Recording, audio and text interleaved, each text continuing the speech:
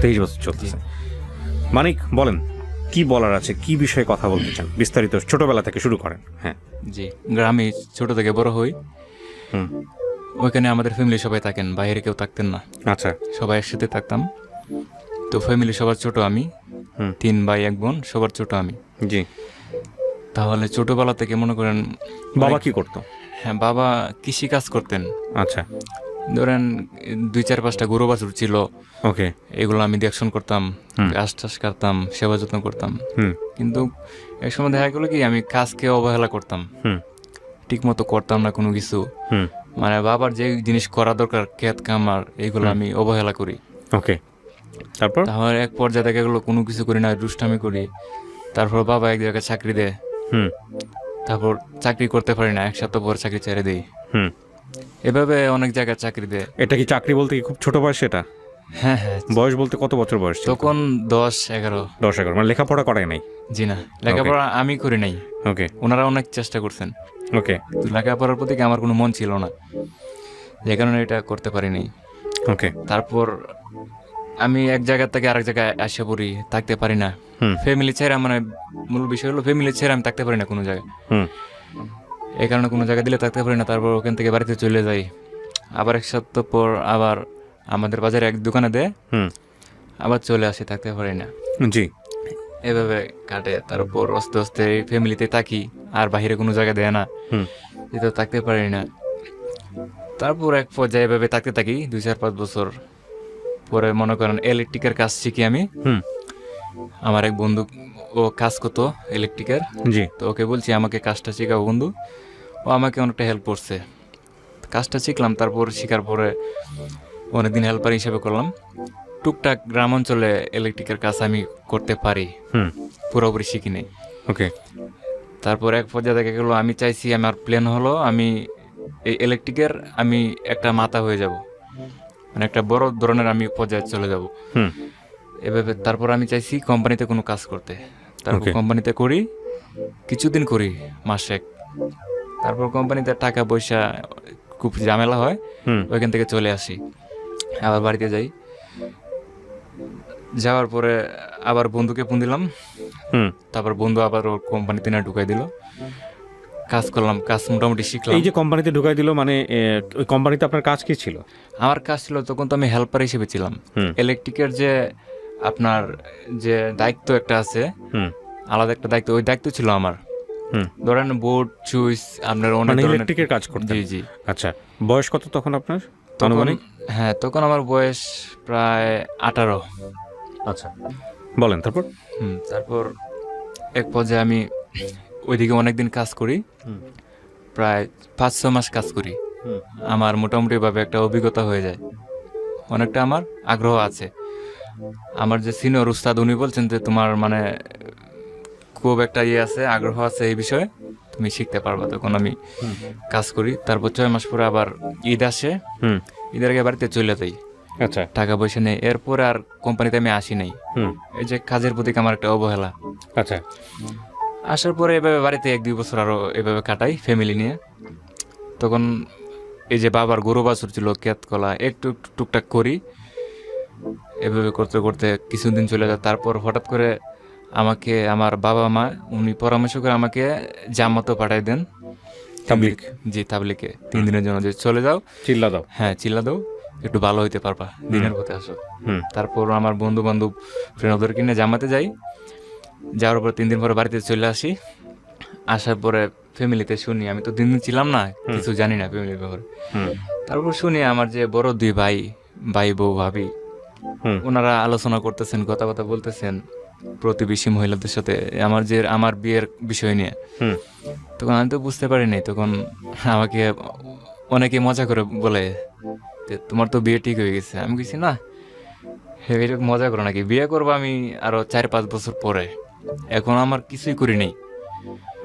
ভবিষ্যৎ যে জিনিসটা, ওটা আমি করি নাই এখনো, এই বিষয়। তারপর এক পর্যায়ে দেখা গেল 2-4-5 দিন গেলে পরে আমার ফ্যামিলি থেকে আমার ভাই ওনারা বলতেছেন, মা বাবা, যে আমার মা বলতেছেন আমি তো বয়স হয়ে গেছে বাবা, দেখো তুমি, আমার অনেক বয়স হয়ে গেছে, আর বিশেষ করে হলো তোমার 2 ভাই বউ যে ওনাদের সংসার নিয়ে ঝামেলা আছে, হুম প্রত্যেকজনের পোলাপান আছে 2-3টা করে, হুম তাহলে আমার আলাদা একটা সেবা যত্ন আছে, হুম যে এক পর্যায়ে তখন আমি নিজের কাপড়গুলো ধুতে পারি না, হুম আমার পিছিয়ে একজন লোক দরকার।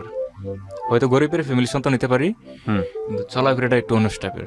হুম তাহলে মা বলতেছেন এখন তো আমার বয়স হয়ে গেছে, এখন আমি রান্না বাড়া কত কিছু আছে এগুলা পারি না। মানে ঘরে একটা বউ নিয়ে আসো। জি, তোমার জন্য আমরা একটা বউ দেখছি, এখন তুমি কি বলো? তখন আমি হঠাৎ করে সরাসরি তো মা বাবার সামনে এরকম কথা বলা ঠিক না, বলতেও পারি না। হুম তখন কিছু না বললে আমি চলে গেছি, আমি কিছু আমার ভাবতে দাও, দেখি কি হয়। তারপর বাবার এদিকে আমি দেখলাম কিছু নাই। যে জায়গায় আমার জন্ম দিয়েছেন আমাকে মা, ওই মা যখন কথাটা বলছেন, হুম তাহলে অবশ্যই এটা ভালোর জন্যই বলছেন, সন্তানের খারাপ কোনো সময় চায় না। হুম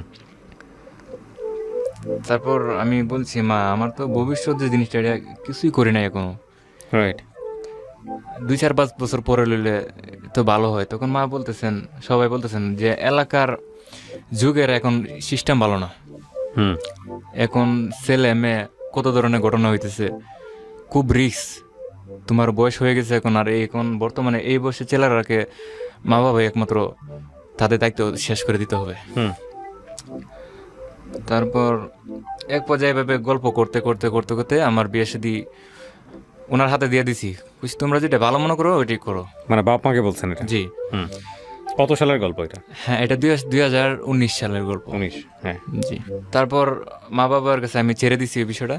হুম তাহলে ওনারা পরামর্শ নিয়ে আমার পার্শ্ববর্তী এলাকা, আমরা হলাম 1 নম্বর ইউনিয়ন, ওইটাও 1 নম্বর ইউনিয়ন, কিন্তু ওয়ার্ড 2টা, আচ্ছা পার্শ্ববর্তী এলাকা।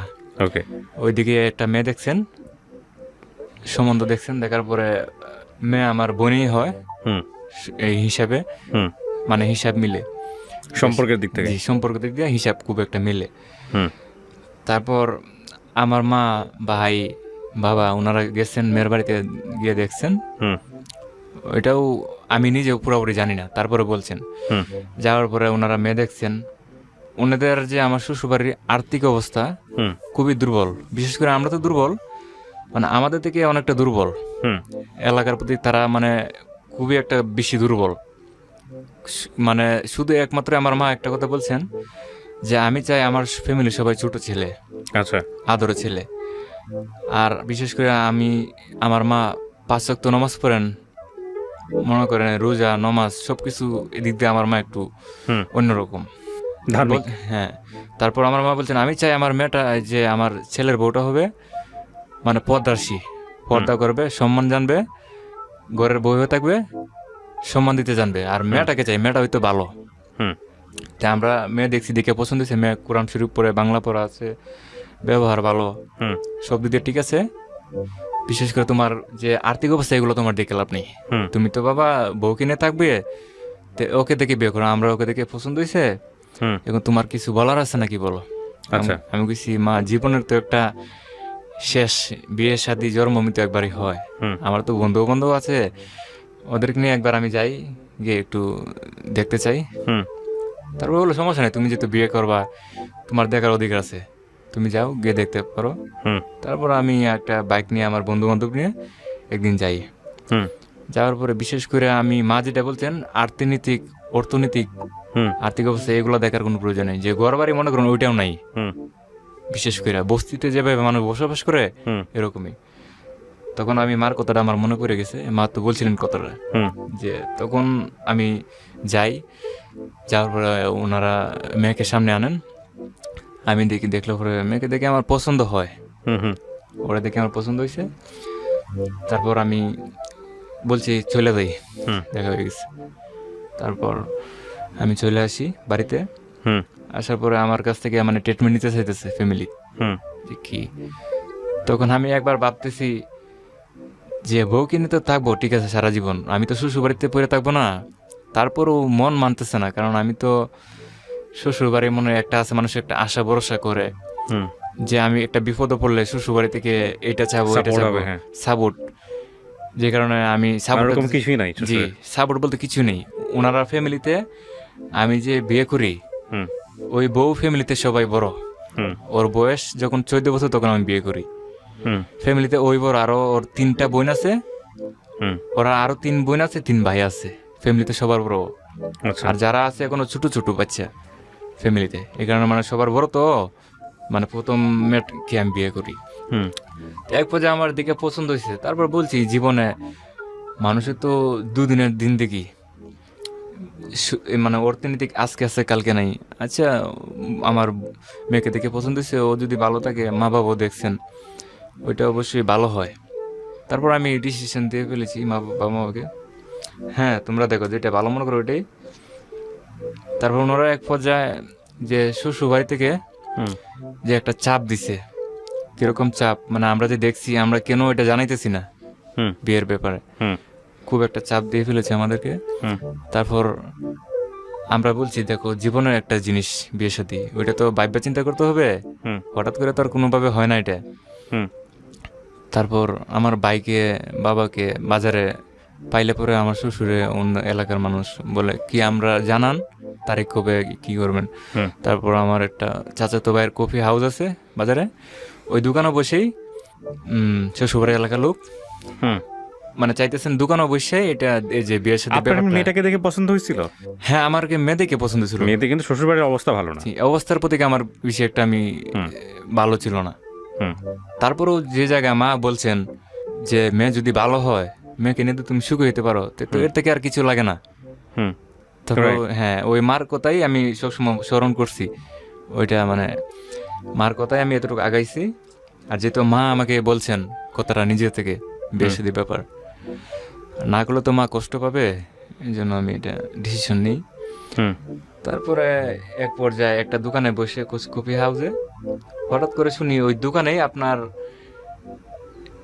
বিয়ে শাদীর ডেট, একটা ডেট মানে ওরা চাইতেছে ওইটা দিয়ে ফেলতো। হুম। তো ওইটা তো আর আমি জানি না। তারপর বাড়িতে বড় ভাই আসেন, আসলে বড় কইতেছে, হুম। চিল্লাচিল্লি করতেছেন যে জীবনে বিয়ের সাথে শেষ বিয়ে, বেশি দেরি নেই, কাউকে জানাইতে পারে না কিছু না। এক পর্যায়ে সময় চলে আসে, তারপর আমি রেডি হই, সেদিন আমি বিয়ের জন্য প্রস্তুত। শুক্রবারে আমি বউকে আনতে যাব। আচ্ছা। তখন যাই গাড়ি টাড়ি নিয়ে, শ্বশুরবাড়ি এলাকা তো পার্শ্ববর্তী এলাকা, কোনো মানে ঝামেলা নেই, মানে এলাকা থেকে আমাদের এলাকা থেকে হাঁটতে গেলেও 5 মিনিট সময় লাগে, খুবই কাছে। তারপর যাই, মানে এক পর্যায়ে শেষে আমি বউকে উঠা নিয়ে আসি বাড়িতে। আচ্ছা। আসার পরে তো বিয়ের কাজ বিয়ে শেষে, করলেন কত সালে তাহলে? বিয়ে করে আমি 2019 সালে, 2019 সালে। আজকে থেকে প্রায় 2 বছর হয়। ওকে, মেয়ের বয়স কত ছিল তখন? তখন মেয়ের বয়স ছিল 14 বছর। ওকে। তো এখন থেকে প্রায় 2 বছর হয় বিয়ের আমার বয়স।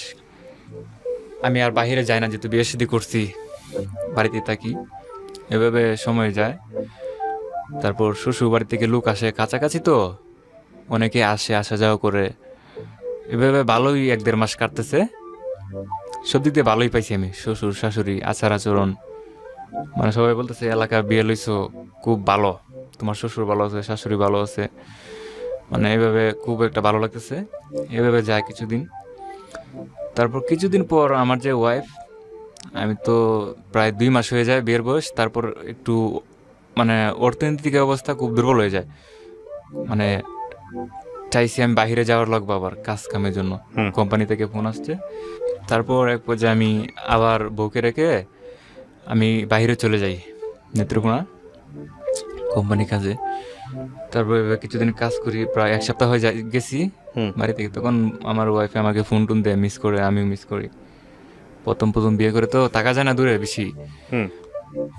তারপর কথাবার্তা বললে বেশি মায়া লাগে, বাইরে থাকতে পারি না। আচ্ছা। এক পর্যায়ে আমার অনেক কষ্ট লাগে, কথা বললেই কষ্ট হয়, থাকতে পারি না ফ্যামিলি ছেড়ে। তারপর আমার বউ বলতেছে তুমি চলে আসো বাড়িতে, দরকার নাই টাকা পয়সা কোনো কিছু, দরকার দিলে আমরা না গিয়ে থাকবো। তো আমাকে সান্ত্বনা দিল। আমি বলছি দেখো বিয়ে শাদী করছি, সবকিছু দরকার, অর্থনৈতিকটাই দরকার একটু বেশি, টাকা পয়সা, কারণ আমাদের সামনে ভবিষ্যৎ আছে তো। তারপর আমি 15 দিন কাজ করার পরে আমি বাড়িতে চলে আসি। আসার পরে এর ভিতরে সে বাড়িতে গেছে, আসা যাওয়া করছে, ওইটা আমি জানি না। ও যে বাবার বাড়িতে গেছে অনেকবার গেছে এই 15-20 দিনের ভিতরে, কিন্তু সেটা আমাকে বলে নাই। আসার পরে খবর পাইছি 2 দিন 3 দিন পরে পরে বাপের বাড়িতে যায়, আসা যাওয়া করে। তারপর আমি তো ভাবছি যা প্রথম প্রথম তো হয়তো একটু মনে পড়ে বেশি হুম ফ্যামিলির বিষয় নিয়ে, এই জন্য যায়, সমস্যা নেই। তখন যে মূল একটা বিষয় এখানে, এখানে তার মনের ভিতরে একটা খুব দুর্বলতা আছে, হুম সেটা আমি খুব পরে জানতে পারি। কিছু কিছু লোকে আমাকে বলে, কিন্তু ওটা আমি বিশ্বাস করি না। কি বলে, আপনি কার মাধ্যমে জানতে পারেন? এরকম ভাবে বললে হবে না, একদম এক্সাক্ট তথ্য লাগবে আমার। হ্যাঁ। হ্যাঁ, আমাদের যে প্রতিবেশী মানুষ হুম বা শ্বশুরবাড়ি এলাকার মানুষ, হুম কারণ পার্শ্ববর্তী এলাকায় বিয়ে নিছি তো, এই এলাকার অনেকের সাথে আমার পরিচিত আগের থেকেই। হুম যারা পরিচিত ওনারা আমাকে বলেন যে তোমার বউ তো, কি ব্যাপার, তুমি থাকো বাহিরে আর তোমার বউকে বাড়িতে ফেলে চলে যাও, হুম ও তো 2 দিন পরে পরে বাড়িতে যায়, এটা তো ভালো না, বাড়িতে যাওয়া আসা যাওয়া। আমি বলছি ওটা তো আমার ব্যক্তিগত বিষয় ভাই, ওটা আমার ফ্যামিলির বিষয়, আমার ওয়াইফ বাড়িতে যাবে আসবে, সমস্যা কি? তারপর ওরা ওরা আর কিছু বলে না। তারপর আবার কিছুদিন যায়, আমি কোনো জায়গায় চলে গেলে ও বাড়িতে যায়। তারপর আবার এই যে আমাকে ওই লোকগুলা বলে যে এগুলো কিন্তু ভালো না, বেশি বেশি বউকে মানে ছেড়ে দেওয়া, আচ্ছা শাসন করতে হবে। তারপর মানুষের কথা আমি কান দিই না, এটা আমার পার্সোনাল বিষয়। তারপর এক পর্যায়ে আমাকে একজনে আমার কানে কথাটা নিউজ দেয় যে আমার ওয়াইফ নাকি ওদের এলাকার একটা ছেলের সাথে সম্পর্কটা অনেক দিন ধরে। আমাদের যে বিয়ের প্রায় 1-2 বছর আগে থেকে এই সম্পর্ক। হুম যেই ছেলের সাথে সম্পর্ক, ওই ছেলে মানে আমার ওয়াইফকে বিয়ে করতে চাইছিল, প্রস্তাব দিছিল, কিন্তু আমার শ্বশুর মানে ওইটাতে মানে রাজি হয় নাই। আচ্ছা কারণ ছেলে ভালো না, ছেলে নেশাখোর, তার স্বভাব চরিত্র বিষয়টা ভালো না। হুম এই জন্য মানে ছেলেটা খুব ডিস্টার্ব করতো ওকে আচ্ছা বিয়ে করার জন্য। এটাও একটা টর্চারিং করার উপরে।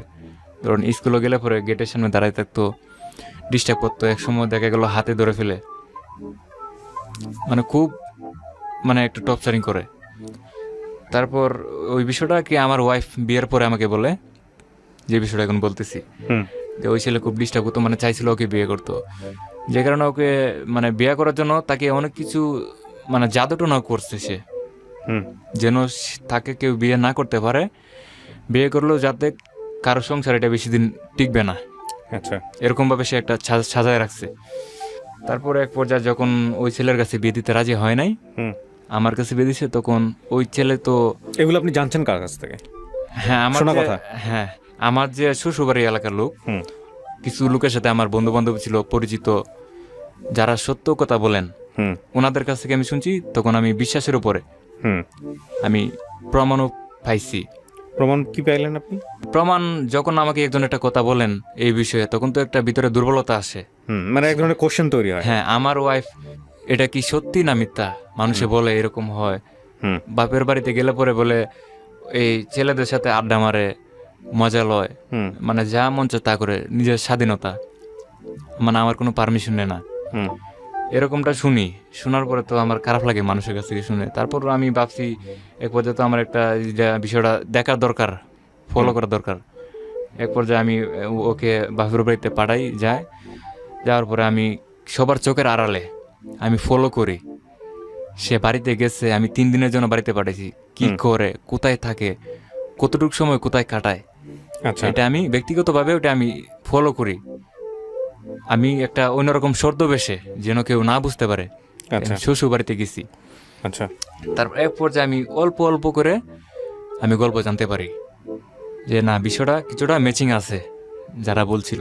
হুম কারণ তার খুব একটা খারাপ নজর ছিল। কিরকম, সে আমি যে তাকে বিয়ে করছি, হুম আমাদের জীবনে বিয়ে শাদী হয়ে গেছে, বিয়ে এমন একটা জিনিস, সংসার এমন একটা জিনিস, ওইটা সে তখনও বুঝতে পারে নাই। যে আমি বয়স কত ছিল ওর? তখন ওর বয়স ছিল 14 বছর, ওহো, বয়সটা আচ্ছা। কম ছিল একটু।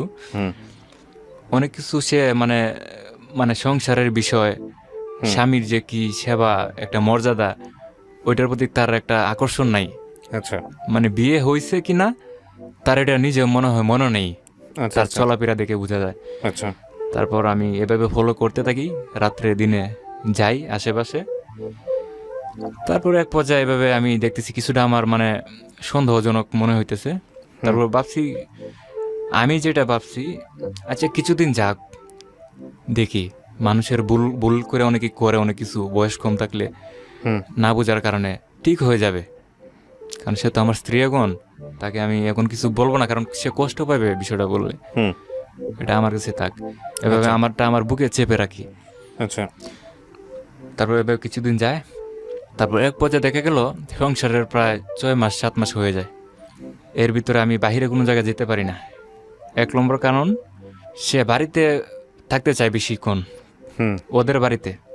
আমার যে বাড়িটা ওইটা না একটু খুব সুন্দর বাড়ি, মানে নিরিবিলি, বিশাল বড় বাড়ি। এদিকে মানে যে কোনো আড্ডা, মানে আমোদ ফুর্তি কোনো কিছুর অভাব নেই, সব কিছু আছে। তারপরেও মানে ওর মনে কোনো শান্তি নেই আমাদের বাড়িতে। এক পর্যায়ে ওর বাড়িতে মানে থাকতে চায় বেশি। সেটা কারণ কি আমি বুঝতে পারলাম না। আমি বলছি না, বাড়িতে তো এত বেশি বেশি যাওয়া যাবে না, এখন তোমার বিয়ে হয়ে গেছে, আমার পারমিশন নিয়ে তোমার সবকিছু করতে হবে। আচ্ছা। আমার যখন মন চায় আমি তোমাকে নিয়ে যাব, তোমার যখন মন চায় আমাকে বলবা, আমি তোমাকে নিয়ে আসবো, একদিন থেকে আবার চলে আসবো। তখন সে ওটা মানবে না, এটা আমার ব্যাপার, আমি আমার বাপের বাড়ির কাছে, আমি যাব আসবো, তুমি বলবা না বলবা কি, তোমার কি বলতে হবে? আমি হাঁটতে গেলে 5 মিনিট লাগবো, তোমাকে আমার বলার কোনো দরকার নেই, প্রয়োজন নেই। তখন থেকে আমার মনে খুব ভীষণ একটা দুর্বলতা শুরু হয়ে যায়। আচ্ছা, মানে সন্দেহ তৈরি হয়। জি, কেন আমার ওয়াইফ এত আমার কথা শুনতেছে না? জি, আমার কথা শুনতেছে না। তারপর খুব সময়টা খুব কম, আমি বিয়ে শাদী নিছি, এখনো আমরা পুরনো হয় নাই, এখনই আমার উপরে এরকম টর্চারিং। এটা তো এক ধরনের একটা মানসিক মানে দুর্বলতা ঢুকে যায় ভিতরে, টেনশন। তখন আমি কাজও যেতে পারি না, খাওয়া দাওয়া করতে পারি না, ঘুমও মানে আমার ঠিকমতো হয় না। আমি শুধু টেনশনে পড়ে গেছি যে আমি তো ওই কথা ভাবতেছি, বাবা মা তো বলছিল মেয়েটা হইলে চলবে, ভালো, আর কিছু লাগবে না। যে জায়গায় আমি কোনো অর্থনীতি দেখি নাই, আমি তখন ইচ্ছে করলে আমি ভালো ফ্যামিলিতে বিয়ে করতে পারতাম, বিশাল ভালো ফ্যামিলিতে, আমাকে গাড়ি বাড়ি দিয়ে বিয়ে দিবে। সেটা আমি কেন করি নাই? শুধু বাবা মা বলছে মেয়ে ভালো, ওইটা গরিব হইলেও মন ভালো আছে, সেই কথা রাখতে গিয়ে আমি অন্যদিক দিয়ে তাকাইনি। আজকে কেন আমার জীবনে হঠাৎ করে এলোমেলো শুরু হয়ে গেল? সেই বউ আমার কথা মানবে না, এটা কেন হবে? তখন এক পর্যায়ে আমি এভাবে কিছুদিন বাড়িতে থাকি, আমি কোনো কিছুতেই আমি মানে সফল হইতে পারতেছি না, মানে মনোযোগ দিতে পারছি। হ্যাঁ, মানে কোনটা করব, কাজ করব না শুধু ঘুমাবো, মানে আমি বাসা থেকে এক পর্যায়ে আমি বাড়িতে পারি না টেনশনে, কোনো জায়গায় একটা বসবো এরকমও নাই। এভাবে টেনশন কিছুদিন যায়, তারপর ও আমাকে আবার বলতেছে আমি বাড়িতে যাব। আমি বলছি বাড়ি থেকে তো কিছু, তখন বলছি আচ্ছা ঠিক আছে যাও। বাড়িতে যায়, কিন্তু আমার বাড়িতে আসতে চায় না, অনেকদিন হয়ে যায়। তখন আমি শ্বশুর বাড়িতে যাই, আমি নিজে যাই, বিরক্ত হয়ে এক পর্যায়ে যে কেন আমার সাথে যোগাযোগ রাখবে না, এতদিন থাকবে তার বাড়িতে অসময়ে। তখন আমি ওদিকে যাই, যাওয়ার পরে বলছি চলো বাড়িতে চলে যাবো। ও বলতেছে না, আমি তো বাড়িতে যাবো না, আমি কিছুদিন থাকবো এদিকে। আমি বলছি এটা কার ডিসিশন? বলে আমার কোনো ডিসিশন লাগে না। তখন আমি বলছি তুমি কি আমার সাথে এখন যাবা আমার বাড়িতে, সেটা আমাকে বলো, হ্যাঁ বা না। বলে না, আমি আর কিছুদিন থাকবো এদিকে। আমি বলছি তোমার কি এদিকে কোনো কাজ আছে? না। তারপর আমি এদিকে থাকবো। তারপর আমি বলতেছি আমি কি তোমাকে এদিকে চাকরি দিছি? বলে না। তা কেন তুমি আমার অনুমতি ছাড়া তুমি থাকবা এদিকে আমার মুখে মুখে বলতেছো? এটা আমার ব্যাপার, ব্যক্তিগত বিষয়। তারপর এক পর্যায়ে আমি বলছি তুমি যদি আমার সাথে না যাও তাহলে আমি নিজে চলে যাব, তুমি থাকো তোমার মতো, কোনো সমস্যা নেই।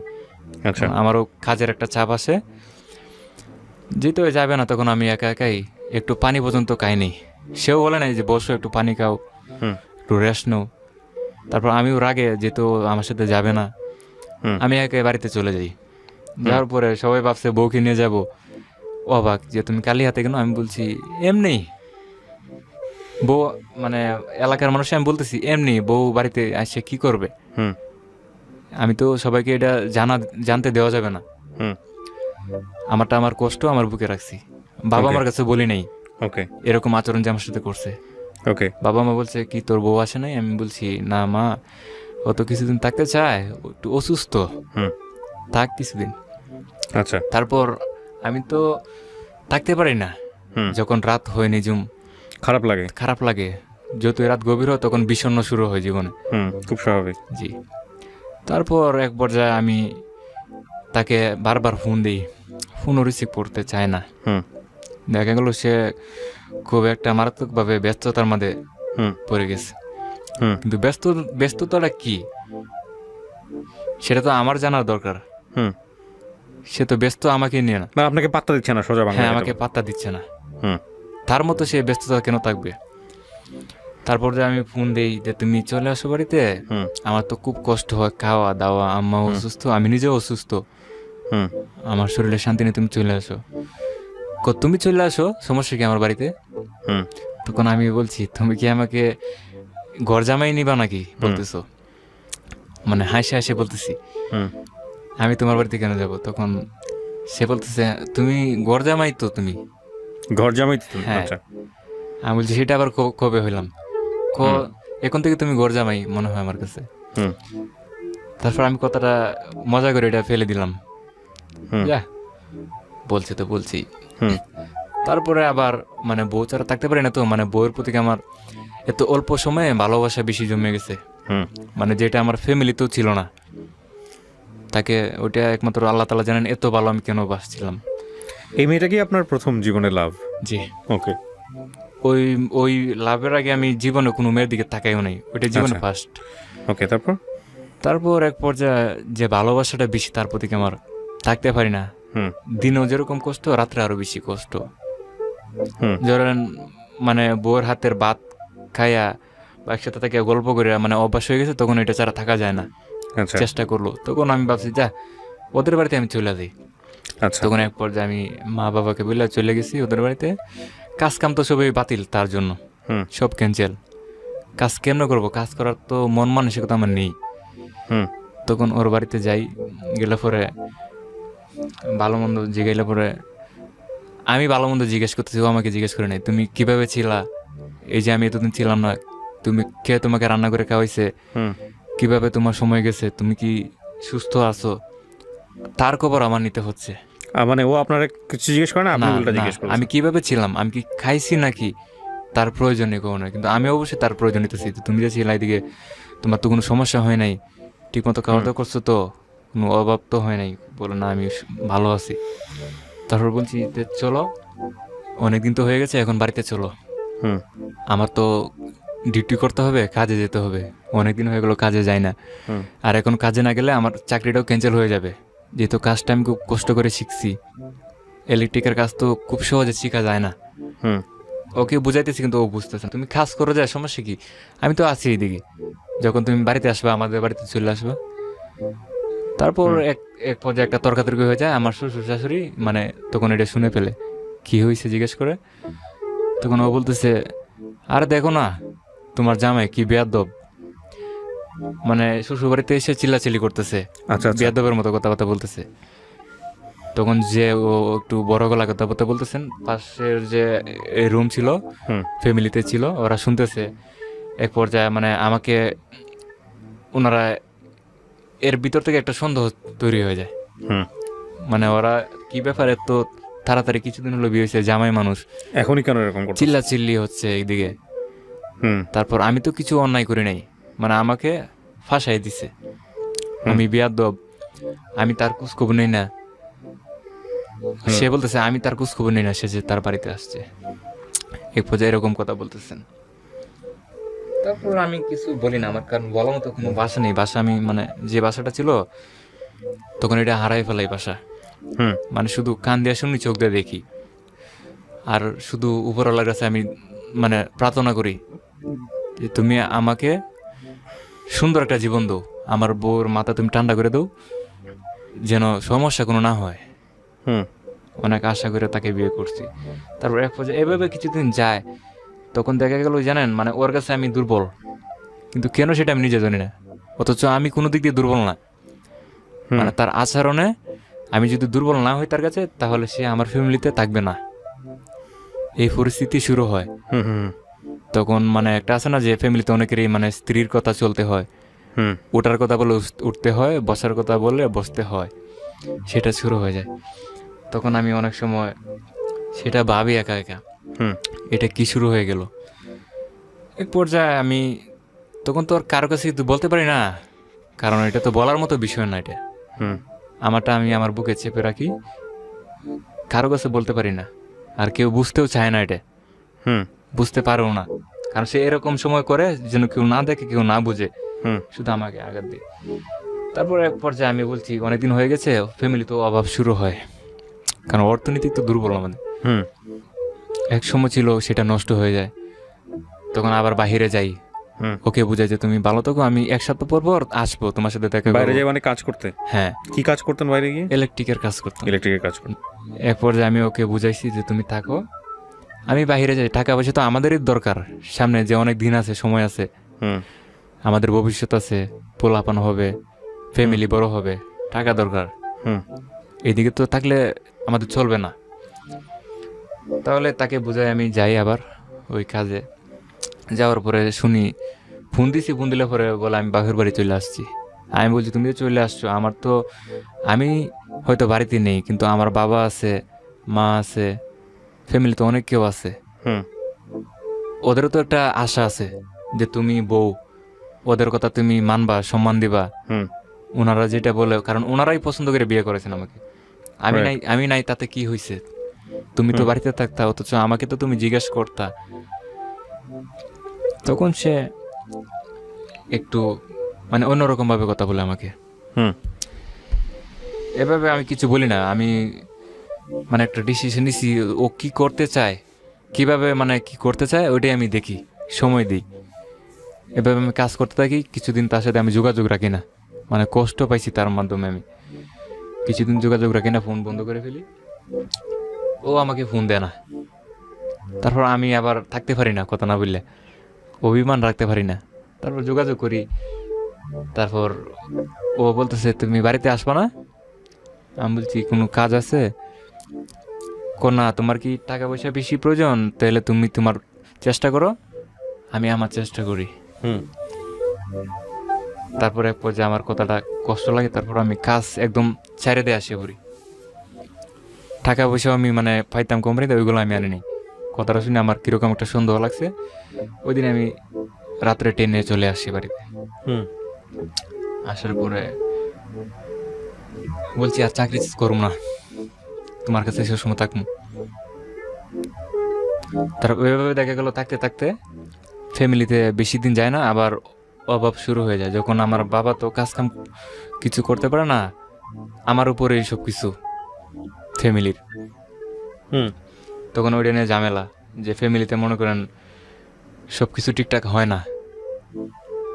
তখন আমার বাবা আমাকে 2টা গরু কিনে দেয়, কিছু ক্ষেত মানে জমা এগুলো রাখি আমাকে দেয়, যে এই ক্ষেতগুলো তুমি করো, দান করো, কর্ম করো, এখান থেকে তুমি ফলাফল ভালো হইতে পারবা। তুমি এলাকাতে থাকলা, বউ মা বাবা সবার সাথে থাকলো, বাইরে কাজ করার দরকার নেই। আচ্ছা তো ওইটা, ওই বিষয়ে আমার একটু অভিজ্ঞতা কম, যেটা আমার বাবা পারতেন, কৃষি কাজ, গরু বাছুর, এই বিষয়ে আমার খুব অভিজ্ঞতা নাই, আমি পারি না এটা, হুম এই কারণে সমস্যা। তারপর কিছুদিন করি, তারপর আবার পারি না।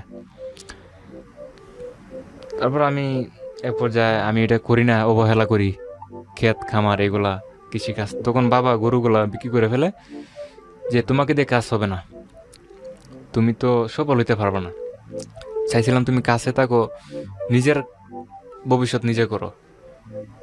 এখন আমার তো কিছু করে না, আমি তো এটা পারি না, অভিজ্ঞতা নেই আমার। হুম তখন এক পর্যায়ে আমি আবার নরসিংদী, ওইদিকে আমার এক বন্ধু থাকে,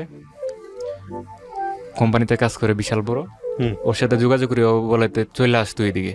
আচ্ছা তারপর আমি বলছি তাহলে আমার তো ওয়াইফকে নিয়ে আসতে হবে এদিকে। তখন ওয়াইফ কোথায় থাকে আপনার? তখন আমার সাথেই থাকে। তখন আমি আচ্ছা। বলছি তখন বন্ধু আমার তো ওয়াইফকে নিয়ে আসতে হবে, নাহলে সমস্যা হয়ে যাবে, কারণ ওইদিকে তো অনেকটা দূরে, হুম অনেকদিন থাকতে হবে। আচ্ছা তারপর বলে ওটা তোমাদের বিষয় দেখো। তখন আমি ওয়াইফকে বলি, পরামর্শ করি একটা। হুম। তারপর আমার পরামর্শ সে মানবে না, আমি তোমার সাথে কেন যাবো এত দূরে? আমি বলছি আমি পৃথিবীর যে কোনো জায়গায় তোমাকে নিয়ে যাবো, সেটা আমাদের বিষয়, আমি তো তোমার স্বামী না, তে তোমার সমস্যা কোথায়? আমি কাজ করবো, তুমি থাকবা বাসায়। হুম বলে না আমি যাব না। তারপর ও যাবে না, এদিকে তো একটা ঝামেলা তৈরি হয়ে গেছে, আমি তো যেতে পারতেছি না তাকে এদিকে রাখিয়া। হুম তারপর আমিও যাই না, এভাবে কাজ করি, মাঝে মাঝে আবার করি না, এভাবে সময় যায়। তারপর ও তো একটা সমস্যা, বাবার বাড়িতে বেশি থাকতে চায়, শ্বশুর বাড়ির কাছে তো। জি। হ্যাঁ, তারপর আমি সেটা মানে মানতে পারতেছি না। তখন আমার শরীরে অনেকটা রাগ আসতেছে যে সে আমার কথা মানবে না, বাপের বাড়িতে 2 দিন পর পর চলে যাবে, হুম তার মতো সে চলবে, এটা তো হবে না, এটা তো কোনো জীবন না। হুম এভাবে সময় যায়। তারপর আমি বাপের বাড়িতে যাওয়ার জন্য দিই না, না দেওয়ার কারণে সে তার বাবার কাছে ফোন দেয়, মার কাছে ফোন দেয় যে আমাকে তো মারতেছে, আমি বাড়িতে আসার কথা বলছি এই জন্য মারতেছে, আমাকে আসতে দেয় না, আমার এই করে সেই করে। মানে সে একটু মিথ্যা কথা বেশি বলতো আর কি। হুম কোনো আশ্রয় নিতে চাইলে মিথ্যে কথা বলতো বেশি। মানে এই জায়গাটা আমাকে দুর্বল করে লাইতো আর কি, মিথ্যা কথা বললে। যে কারণে তার কথা সবাই বিশ্বাস করতো ফ্যামিলিতে। হুম সে মিথ্যে বললো, এটা সত্য হয়ে যেত। আচ্ছা। আমারটা রাইট থাকতো না। তখন ওর শ্বশুর বাড়ি এলাকায় আসে, আমার লোক আসে, আসলে পরে সে বিচার দেয় যে আমার তো বাড়িতে যাইতে দেয় না। ওনারাও একটু এ কথা বলে নাই যে তুমি তো, তোমাকে বিয়ে দিয়ে ফেলেছি, তুমি তো স্বামীর অধীনে এখন।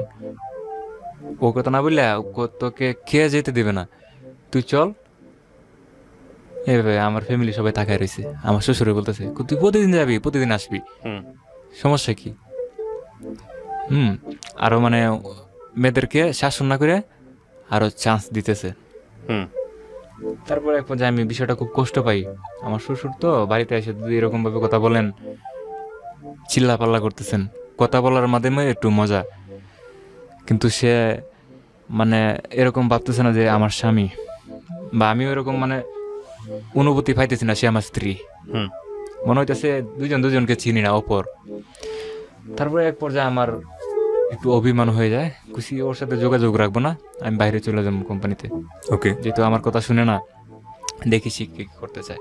তারপর এক পর্যায়ে আমি আবার বাইরে চলে যাই, কাজ করি। কাজের মাঝে তো আমার মন নাই, কাজ করতে গেলেও আমি কাজ করতে গেলে হাতে থেকে জিনিস পড়ে যায়, ওকে। কারণ এই বিষয়গুলো মানে খুব মনে পড়ে বারবার।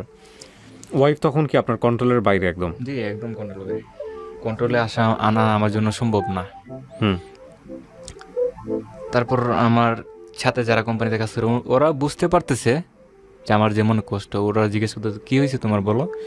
আমি বলছি না, আমার শরীর একটু দুর্বল। হুম ওরা তো বুঝতে পারতেছে না, ওরা আমাকে দোকানে নিয়ে যায় চিকিৎসা করে, মেডিকেলে নিয়ে।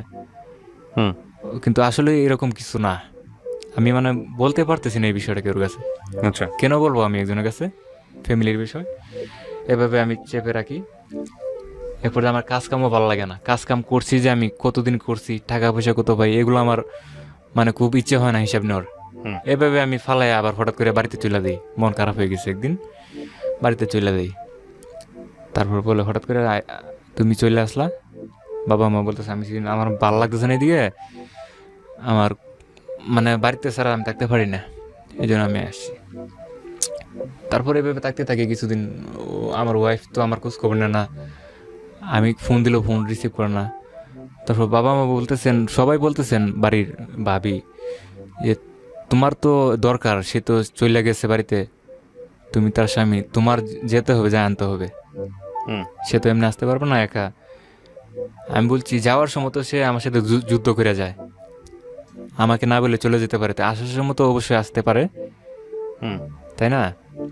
তারপর ওনারা আমাকে মানে লজ্জা দেয়, তুমি এটা বললো না, কারণ তোমার স্ত্রী, তোমার যে আনতে হবে, গ্রহণ করতে হবে, সেটা তো আমি জানি, কিন্তু আমার তো সেই অনুভূতি নাই। হুম আমি যে শ্বশুর বাড়িতে যাবো, জামাই হিসেবে একটা সম্মান পাবো, এই সম্মানটা তো আমি পাই না। রাইট। কারণ আমার ওয়াইফ পরিচয় দিতে হবে ওনাদের কাছে যে উনি আমার স্বামী, উনি আমার অমুক লাগে, উনি আমার অমুক লাগে, সেটাও একটা শান্তির বিষয়, সেটাও আমার হচ্ছে না, আরো দূরে দূরে রাখে। মানে এমন পরিস্থিতি যে কেউ জানে না আমাদের যে বিয়ে শাদী হয়েছে, সে বুঝতে দেয় না।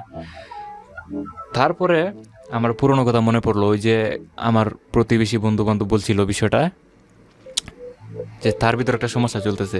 হুম তখন আমি খোঁজ খবর নেই সে কি করতেছে। তখন আমি একটু খবর পাই যখন সে তার বাবার বাড়িতে থাকে, যে ছেলেটা তাকে বিয়ে করতে চাইছিল, সে যতদিন তার বাবার বাড়িতে ছিল ততদিনে ওই ছেলেটার বাড়ি অনেকটা দূরে, 1 ঘন্টা 1.5 ঘন্টা রাস্তা, সেখান থেকে ওইখানে আসে।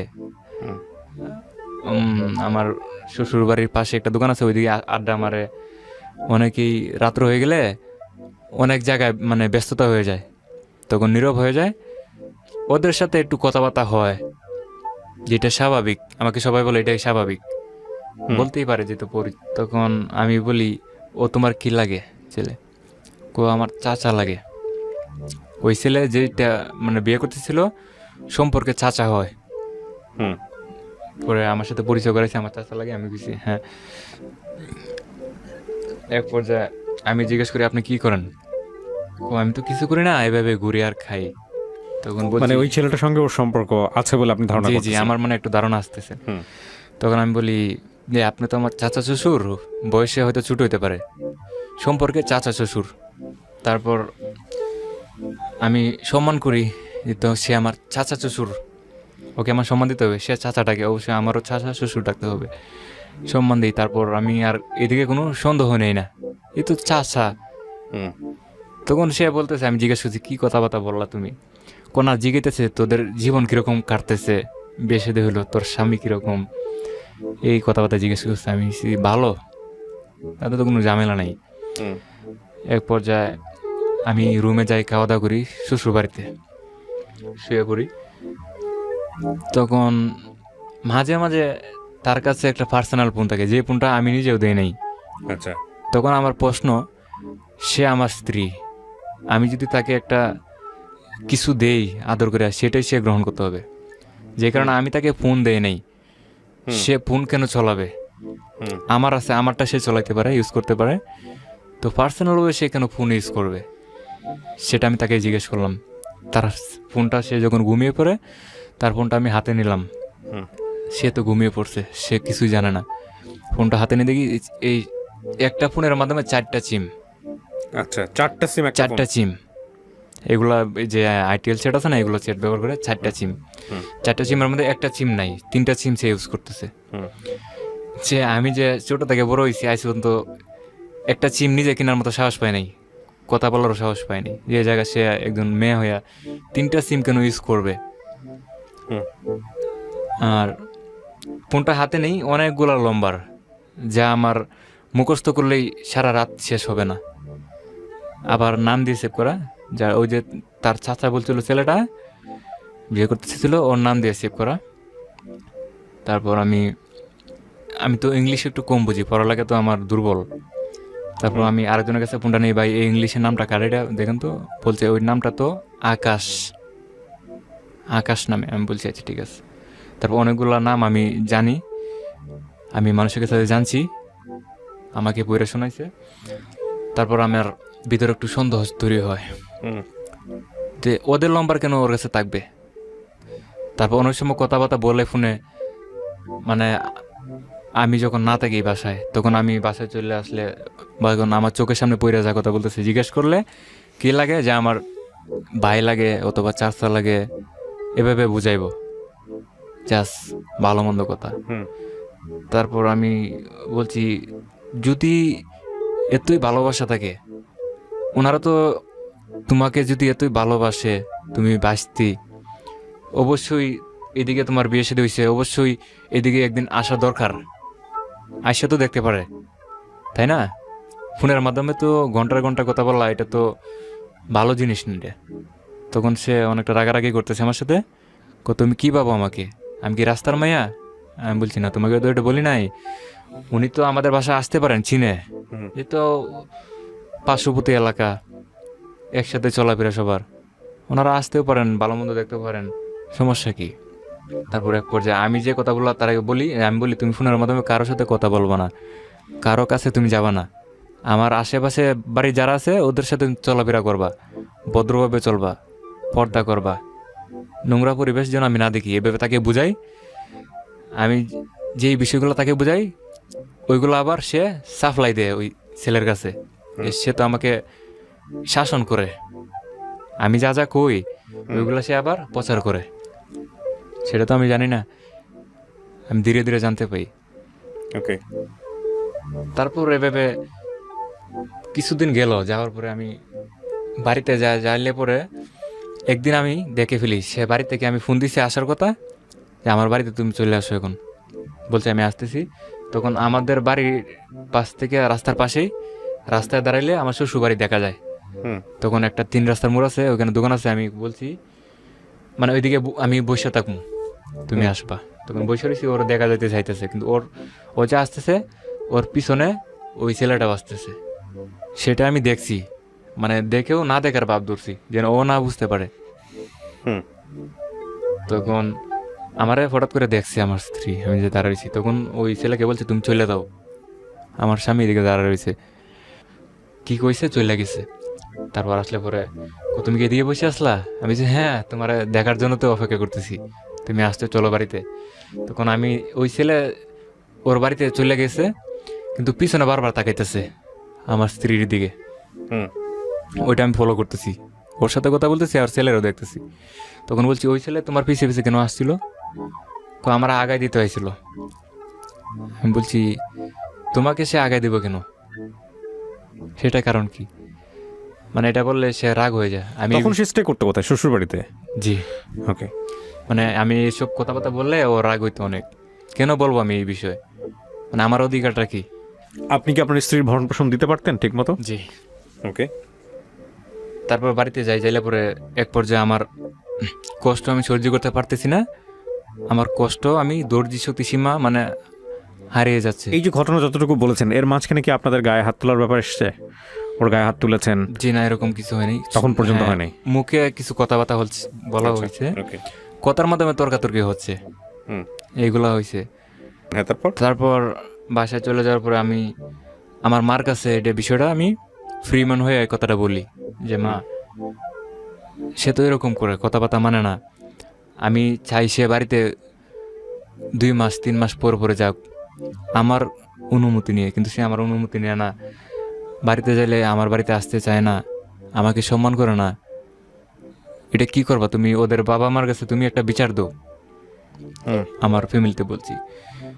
পরে আমাকে বলছে এটা তো বিচার দেওয়া যাবে না, তুমি কিছুদিন হয়েছে বিয়ে নিছো, বয়স কমের, তার তো বয়স কম, এখন তো তার বিয়ের বয়স হয় নাই, যেহেতু বিয়ে শাদী হয়ে গেছে, সে কি বুঝে?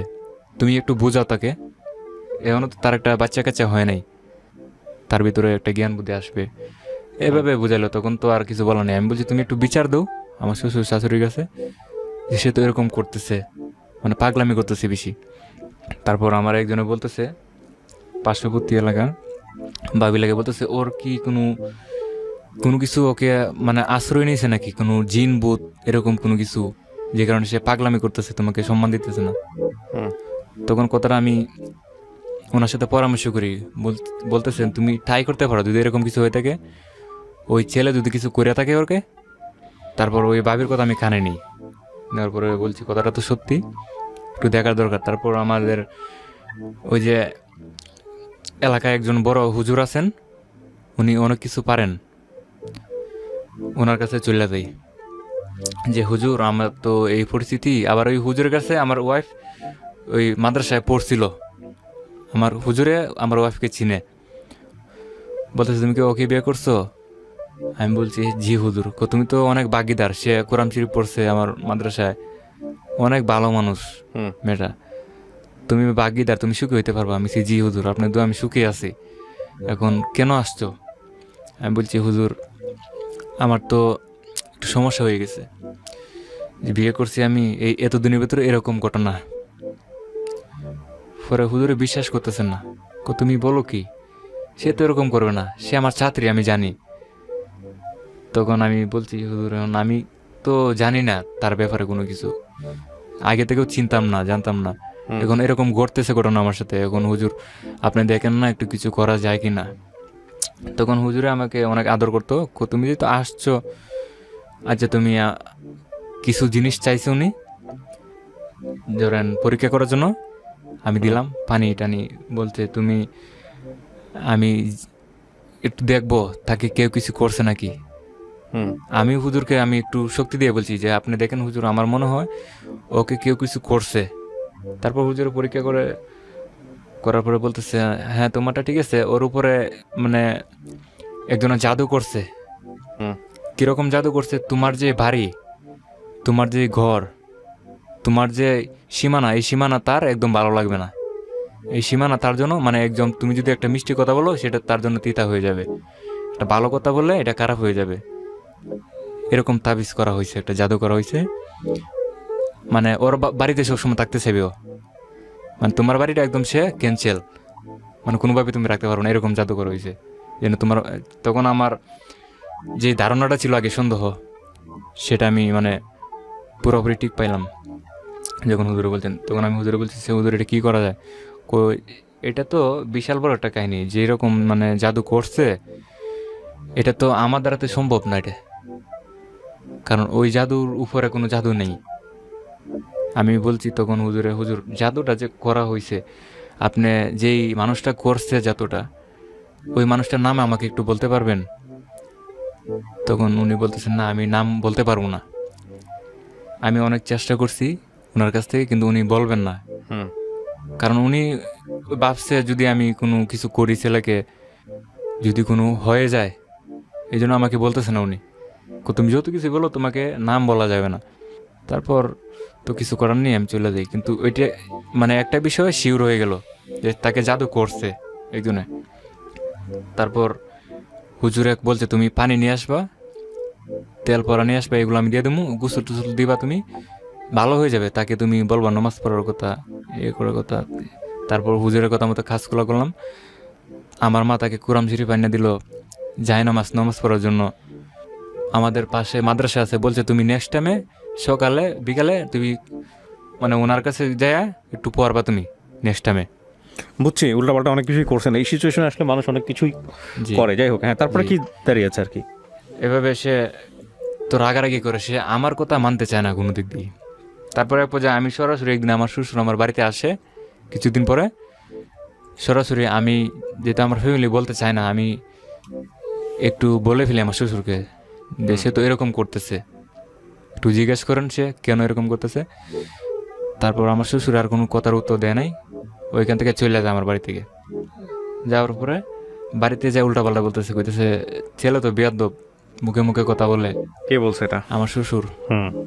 যে আমার মেয়ের বিষয় না, সে আমার কাছে কথা বলে, হ্যাঁ এই বিষয় আর কি। তো এক পর্যায়ে আমার বাবার কাছে বিচার দিছে, আপনার ছেলে তো ভালো না, বিচার দেয় সে কত কিছু। তারপর না এক বিষয় মানে এক পর্যায়ে এই বিষয়টা আমি চিন্তা করতে করতে না, আমার মাথায় কাজ করতেছে না কোনো কিছুই। করা নাই, সব উপরওয়ালার ইচ্ছা। তুমি ধৈর্য ধরো, তুমি ভালো একটা কিছু পাইবা।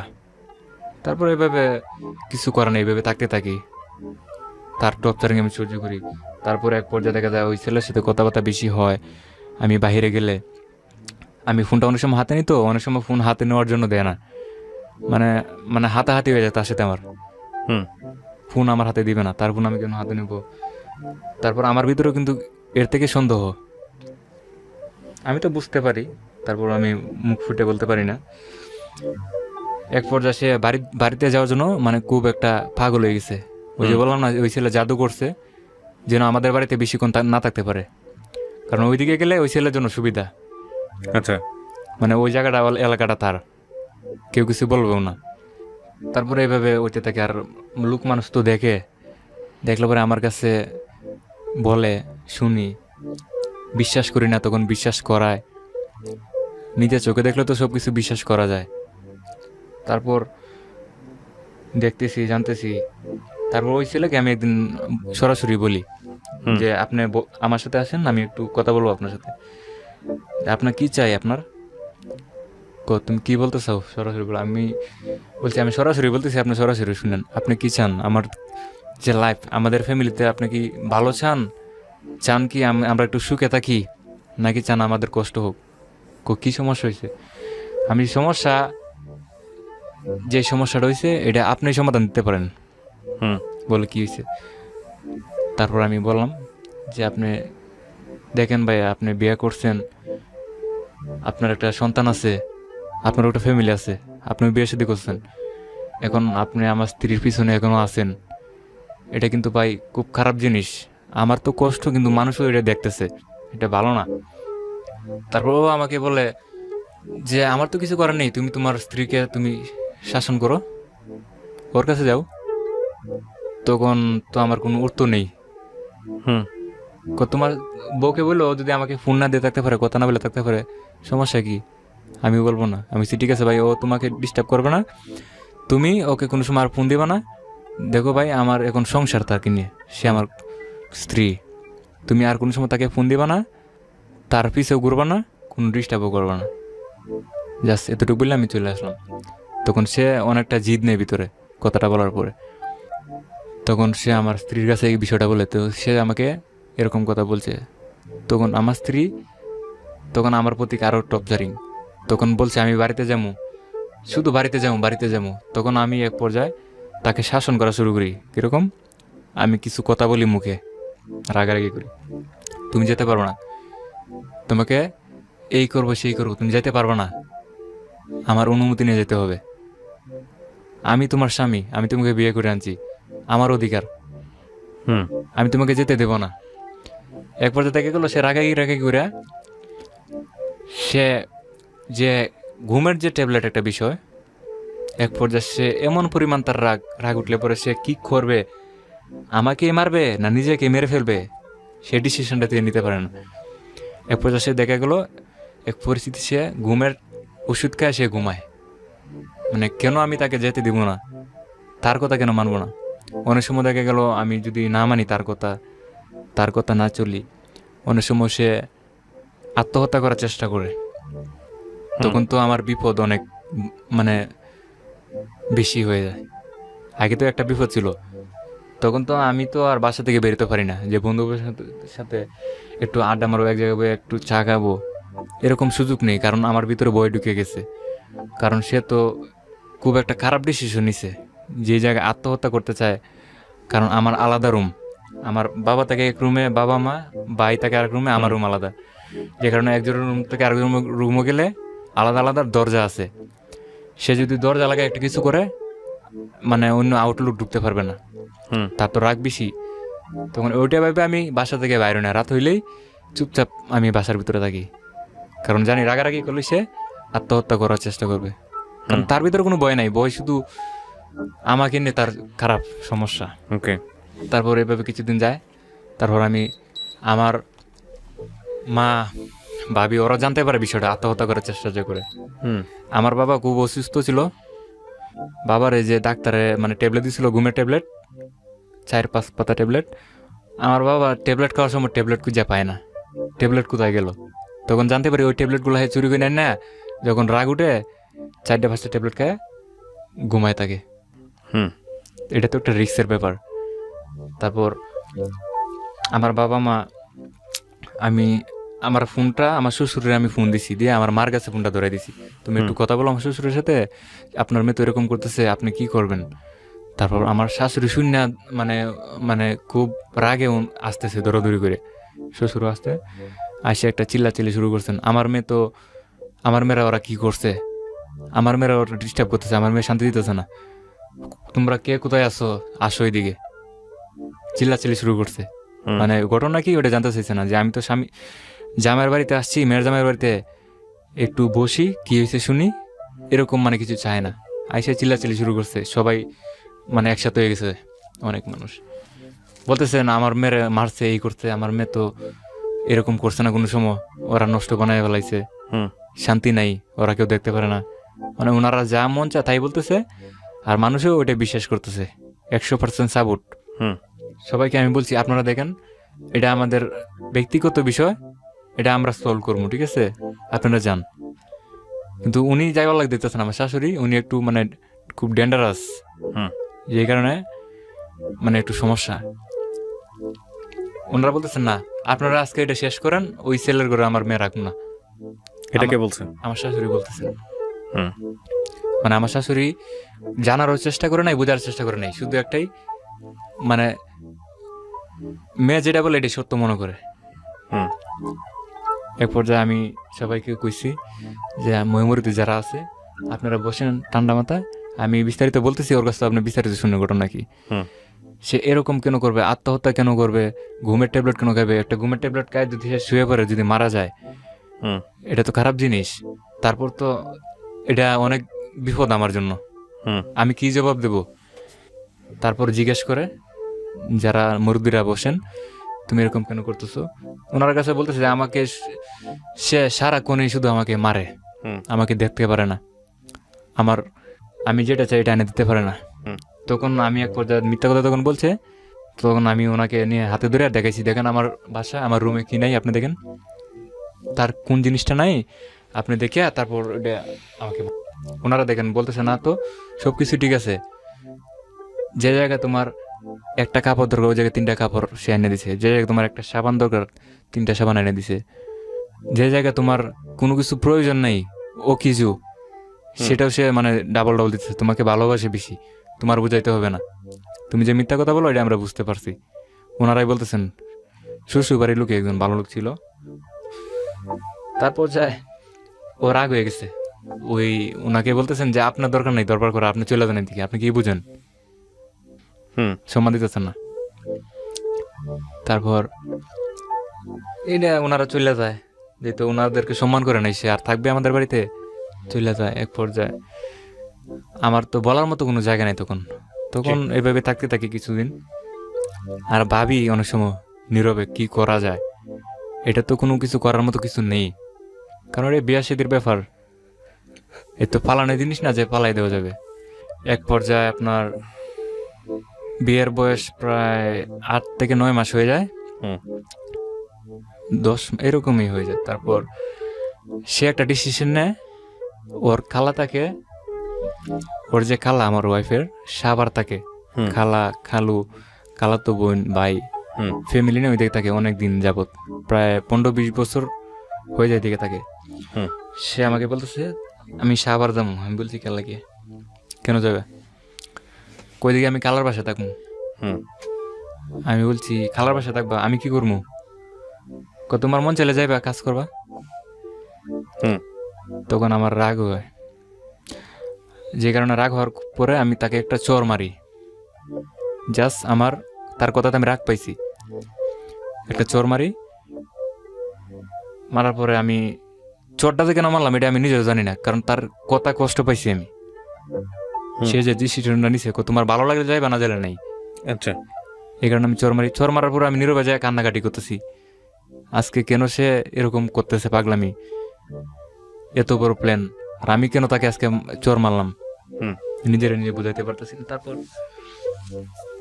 আমার মা থাকেন ওই যে আমার খালাতো ভাই তাকে একজন স্কোয়ার মাস্টার বাড়ি, তখন আমার মা বাড়িতে নেই, আমার খালাতো ভাইয়ের বাসায় থাকে, আমার ভাইয়ের 2টা বাচ্চা আছে, ওদেরকে দেখশন করে আর কি।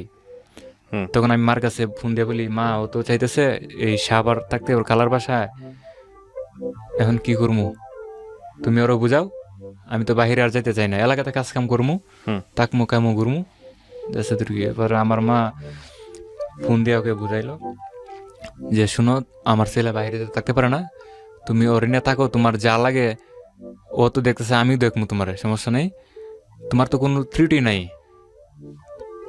আর বাহিরে যাওয়ার দরকার নাই, যেহেতু বিয়ের বয়স 1 বছর এখনো হয় নাই, 1টা বছর আবার যত দেশে থাকো, সময় আছে অনেক তোমাদের সামনে, তারপরে যাও, এখন তুমি যাও না, তোমার প্রয়োজনে তুমি সময় যদি না কাটে, তোমার একটা ওই যে সেলাই মেশিন আছে না যেগুলো কাপড় সিলি করে, তোমাকে একটা মেশিন কিনে দেবো, তুমি এই কাপড় চোপড় একটু সিলি টিলি করবা, তুমি আয়রন টায়রন করবা, সময় এমনিতে কাটাইবা, সমস্যা নেই, সবার সাথে আড্ডা করবা, গল্প করবা, সমস্যা কি, তোমার তো এখন ভালো থাকার সময়। তখন সে মানে না, আমার মারে সরাসরি বলছে আপনার ছেলে যদি আমার সাথে ওই দিকে না যায় তাহলে আমি ওর সংসার করবো না।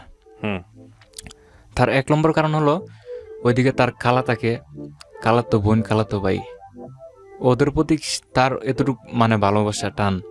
তারপরে মানে ওইখান থেকে শুরু যে অ্যাক্সিডেন্টের বিষয়টা, তারপর আমি বাধ্যতামূলক আমি যদি ঢাকা না আসি ওর সাথে আমার সংসার করবে না, তখন তার কথা রাখতে গিয়ে তাকে আমি ভালোবাসি সেই জন্য তার কথা আমি রাখছি, তারপর আমি চলে আসি তার নিয়ে ওইদিকে। প্রায় এই যে গত বছর এই ঈদের এই 15-20 দিন আগে আসি এদিকে সাভারে। আসার পরে আমাদের খালা শাশুড়ি থাকেন যে বাসায়, পাশে একটা প্লাট আছে, ওইদিকে আমরা রুম নেই দুজনে, ওনারা রুম দেখে আমাদেরকে রুম দেন, তারপর রুম টুম আমরা নতুন নেই, তারপরের দিন আমি কাজে জয়েন করি। আচ্ছা। যাওয়ার পরে আমি কাজ শুরু করি। যে আমার যে হেড মিস্ত্রি ছিল, হেড মিস্ত্রির কন্ট্রাক্টদারে বলছিল একটা কথা, আমার যে কন্ট্রাক্টদার, হুম যে আমার বিষয়ে বলছে যে ও তো নতুন মানুষ, এদিকে একটা মেইন লাইন আছে, প্রপার্টি লাইন, হুম ওই লাইনটা তুমি বন্ধ করে রাখবা, কারণ ওরা নতুন কাজ করতেছে, এই বিষয়ে অভিজ্ঞতা কম, শর্ট খাইতে পারে যে কোনো সময়। হুম লাইনটা তুমি বন্ধ করে রাখবা। আর দ্বিতীয়ত কথা হলো, ওদেরকে তুমি উপরে তুলবা না, বিল্ডিং এর উপরে। হুম ওরা আবার তো নিচে কাজ করতে পারবে অনেকদিন।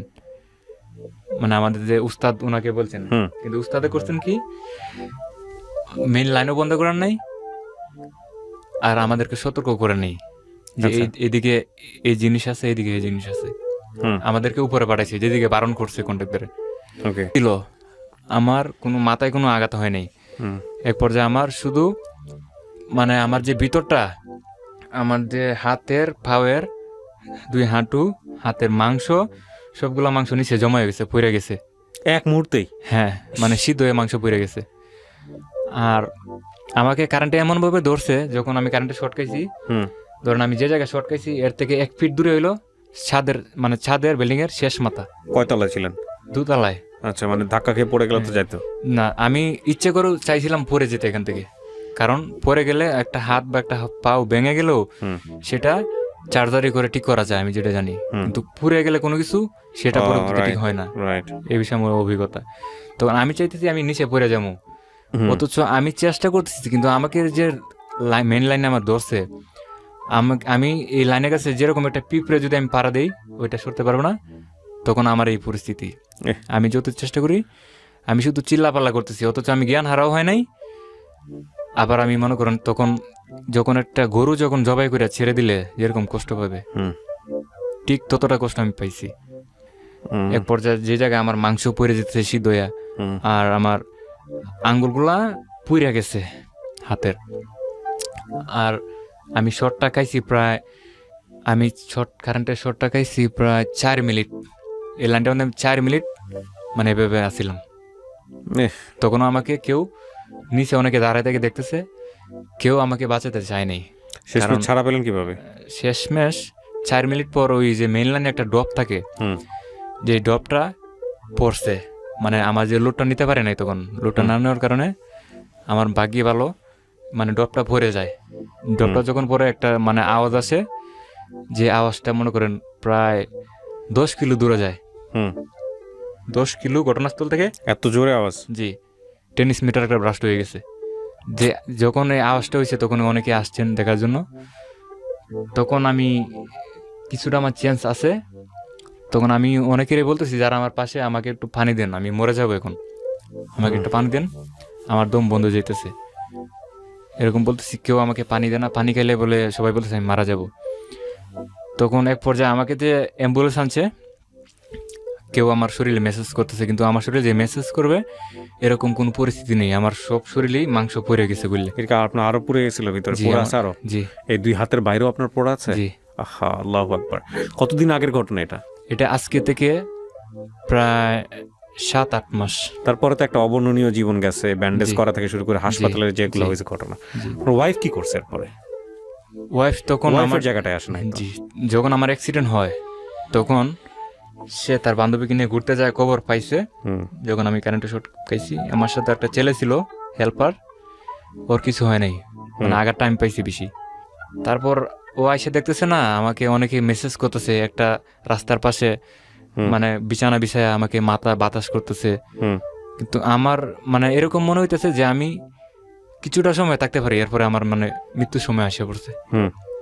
কোনোভাবে সম্ভব না, কারণ আমাকে যে একজনে ধরে আমাকে গাড়িতে নিয়ে উঠাবে, এরকম ধরার মতো জায়গা নেই। এইদিকে দৌড়ে, এইদিকে মানে হাত ঢুকে পড়বে এরকম। যে আমার যে গায়ে কাপড় ছিল, কাপড় চোপড় পুড়ে গেছে সব, মানে প্যান্ট গেঞ্জি পুইরা শরীরে লাগিয়ে গেছে। ওইগুলা কেউ টাইনা বার করতেছে, আর আমার কষ্ট হইতেছে এরকম ভাবে। তখন অ্যাম্বুলেন্স আনলো, তখন আমাকে মানে শরীরে ধরলেই আমার কষ্ট হয়। তারপর ওই আঙুলগুলো পুড়ে গেছে বাম হাতের। তারপর আমাকে এনাম মেডিকেল কলেজে ভর্তি করেন নিয়ে 3 দিনের জন্য, 5 বেড ক্লিনিকে ভর্তি করার পরে, তখন আমার ওয়াইফ আমার সাথে ছিল 3 দিন। তখন 3 দিন পরে অনেক টাকা পয়সা নষ্ট হয়েছে। নষ্ট হওয়ার পরে মানে এইদিকে বলতেছেন চিকিৎসা চলবে না, আমার হাত দুইটা কেটে ফেলতে হবে, হুম কোনো চার্জারি হবে না, আর একমাত্র বাহিরে নিয়ে যেতে হবে, হুম আমাকে নিয়ে একদম কাতার যেতে হবে, নাহলে ইন্ডিয়া, এই প্লাস্টিক সার্জারির জন্য। বাংলাদেশে কোনো চিকিৎসা নেই। তারপর একজন ভালো মানুষ ছিল, তখন বলতেছে যে একটা মেডিকেল আছে ওইদিকে নিতে হবে বাঁচাতে গেলে। তারপর ওইখান থেকে আমাকে টাকা পয়সা ক্লিয়ার করে ওই যে শেখ হাসিনা জাতীয় বার্ন ইউনিট প্লাস্টিক সার্জারি ওইদিকে নিয়ে ভর্তি করেন আমাকে। তখনও আমার সাথে আমার ওয়াইফ ছিল। 3 দিন পরে ওইদিকে চলে যাই শেখ হাসিনা বার্ন ইউনিটে। হুম তখন এই মেডিকেলে আমাকে ভর্তি করেন আইসিইউতে, লাইফ সাপোর্টে ছিলাম আমি। তখন ভর্তি করা অবস্থায় তো তখন আমার পাশে অনেক লোক দরকার। তখন আমার প্রতিদিন ড্রেসিং হয়, ডাক্তার আসেন, অনেক মেডিসিন লাগে, হুম যে বমির ইংলিশন, ব্যথার ইংলিশন, ঘুমের ইংলিশন, আমার পায়খানা প্রস্রাব, আমার প্রস্রাব করতে হয় নল দিয়ে। তখন হুম আমার তো মানে লড়তে পারি না এরকম পরিস্থিতি, হুম মানে আর আমার নাকের ভিতরে নল ঢুকানো হয়েছে। তখন আমি মুখ দিয়ে খাইতে পারি না, নিষেধ হুম বলছেন, আমি কিছু খেতে পারবো না, কিছু খাইলেও সেটা চুপ করে খেতে হবে, মানে ডিম বা মাংস চুপ করে না মেশিনে হুম এভাবে খেতে হবে। নল দিয়ে খাই, হুম আর প্রস্রাব করতে হয় আপনার নলে, হুম টয়লেটও আমি নিজে করতে পারি না। তখন আমার লোক দরকার না। হুম। তখন 2 দিন হয় আমি ভর্তি হই লাইফ সাপোর্টে। হুম তখন আমার ওয়াইফ এক পর্যায়ে বলতেছে, আমি তো এগুলা সহ্য করতে পারবো না, হুম তোমার পিছিয়ে তো অনেক সেবা যত্ন, তোমার মাকে বলো থাকতে, আমি বাড়িতে চলে যাবো। তখন আমি ওর হাতে ধরতেছি, হাতে তো ধরার মতো জায়গা নেই, বেন্টিস সমস্ত থাকে। এভাবে এরপর আমি ধরে বলছি, তুমি চলে গেলে মনে কর, তুমি যদি চলে যাও এখান থেকে, হুম তাহলে মানে যা কদিন আমি বাঁচতে পারতাম এটা আর পারবো না। আচ্ছা, এখন আমার একমাত্র তোমার সেবা দরকার এখন। মানে হাত জোর করে হ্যাঁ, বলছেন। জি, ডাক্তারও বলছেন এখন একমাত্র ওর ওয়াইফের সাথে থাকতে হবে, সান্ত্বনা দিতে হবে, ছোট বাচ্চাদের মতো ওকে নিয়ে খেলাধুলা করতে হবে। ওকে, তারপরে সান্ত্বনা ওয়াইফ দেবে। কি বলছে?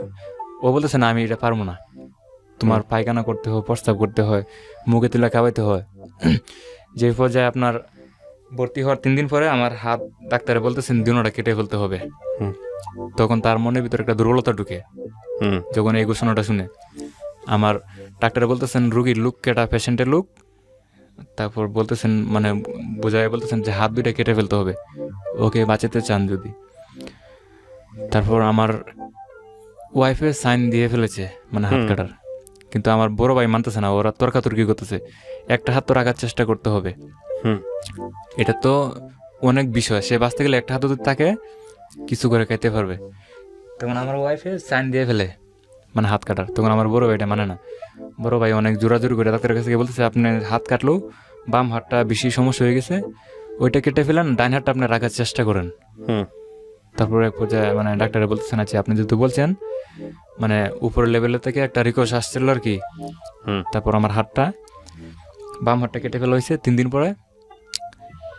হাতটা কাটার পরে বলতেছে ডাইন হাতটাও রাখা যাবে না, আর ডাইন হাতটা রাখতে গেলেও আমার একটা সার্জারি করতে হবে, ডাইন হাতটা বাঁচাতে গেলে হাতটা আমার পেটের ভিতরে ঢুকাইতে হবে। আমি দেখতে পাচ্ছি যে আপনার ডান হাত জি। না থাকার মতো অবস্থায় আছে, বাম হাতটা আপনার কেটে ফেলেছে। জি ডান হাতটা আপনার যেভাবে রাখছে, আপনি হাত তো বোধহয় সোজা করতে পারেন, আঙ্গুলগুলো না। সোজা করতে পারেন, জি না, এ তো একেবারেই মানে কোনো কাজ ছাড়া বলা কোনো চলে, কাজে আসে না এখন। কাজে আসে না। আর বাম হাতটা কেটে ফেলেছে। জি, আপনার ওয়াইফ কি করেছে এরপরে?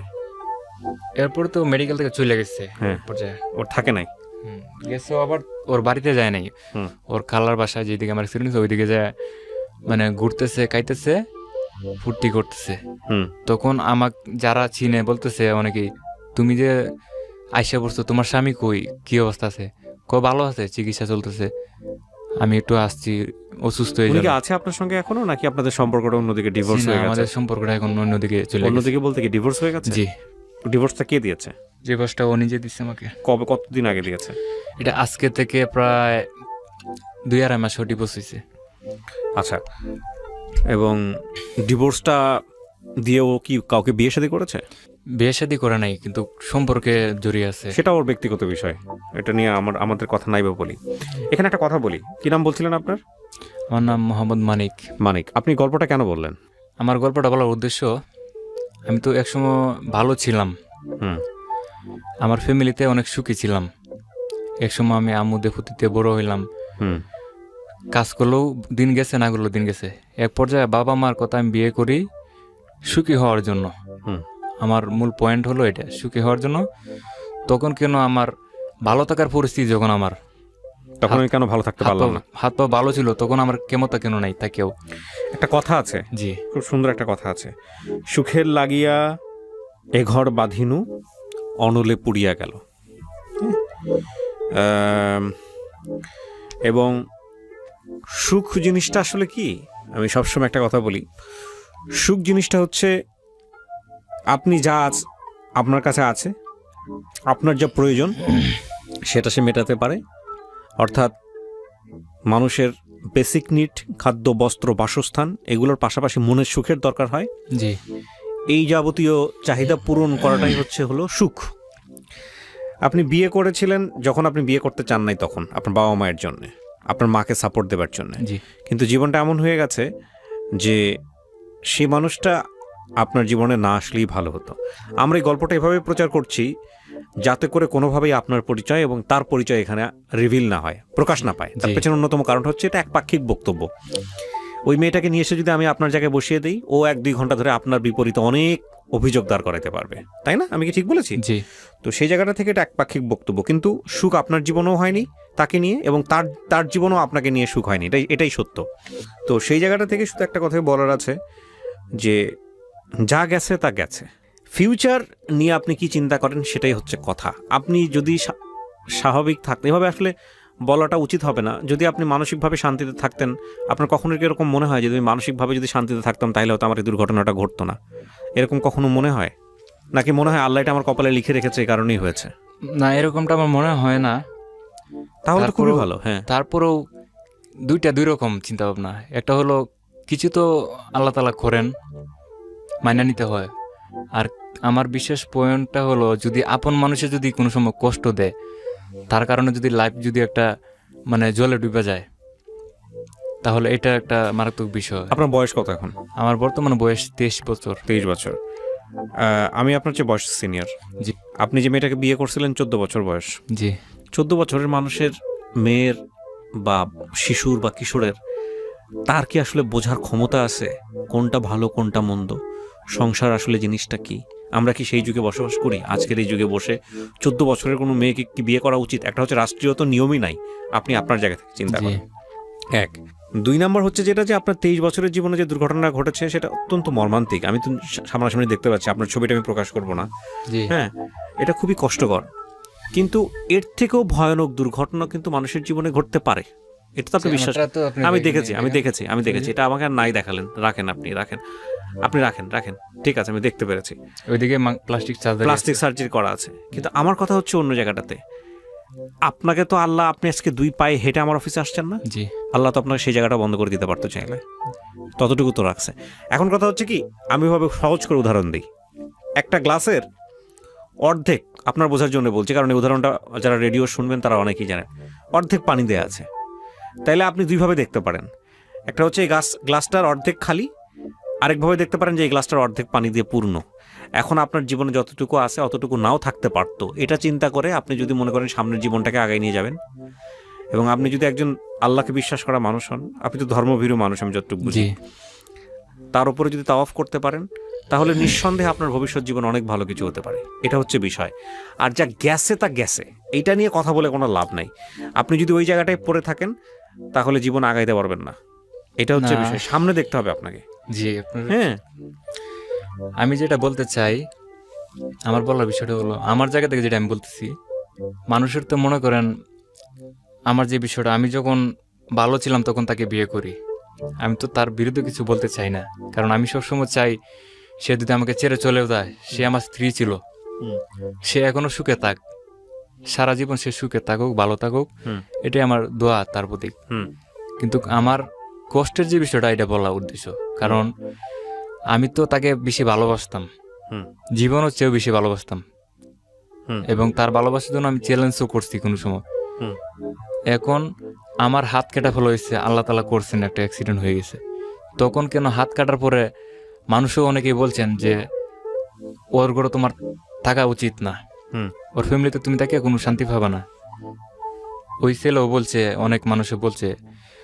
তারপর সে মানুষের কথা কানে নিল, বা নিজের একটা ডিসিশন কেন সে আমার হাত আজকে চলে গেল, সেটা কি আমার অপরাধ?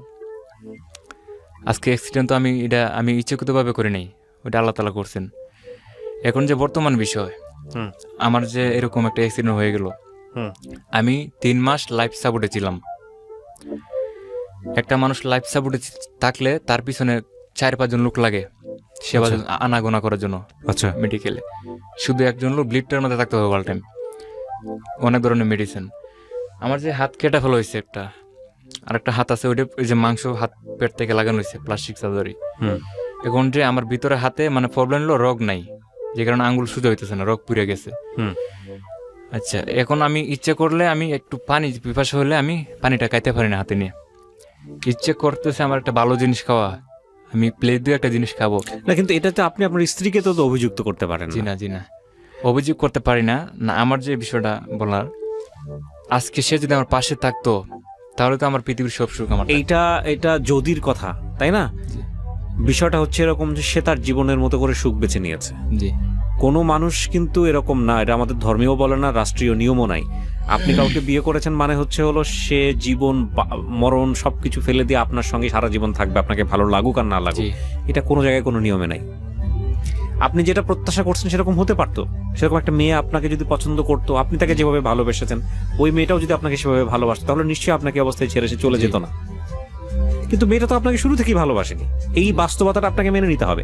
হয়তো আল্লাহ ভবিষ্যতে আপনার জন্য এমন কাউকে রাখছে যে হয়তো এটা দেখেই আপনার জীবনে আসবে এবং সে আপনাকে আপনি যা চেয়েছেন তার চেয়ে অনেক বেশি ভালোবাসবে, জি তাই না? তো সেটাকে ফোকাস করে আপনার সামনের দিকে দেখতে হবে। বরং আপনি দেখেন আপনার এই জীবন যেটা হওয়ার কথা ছিল সেটা হয়নি, বরং এখানে সুখের জায়গাটা হচ্ছে এটাই যে আপনি আপনার বাবা মার কথা শুনেছেন, বাবা মাকে সুখী করার জন্য আপনি চেষ্টা করেছেন, এটাই হচ্ছে আপনার সবচেয়ে সুখের জায়গা।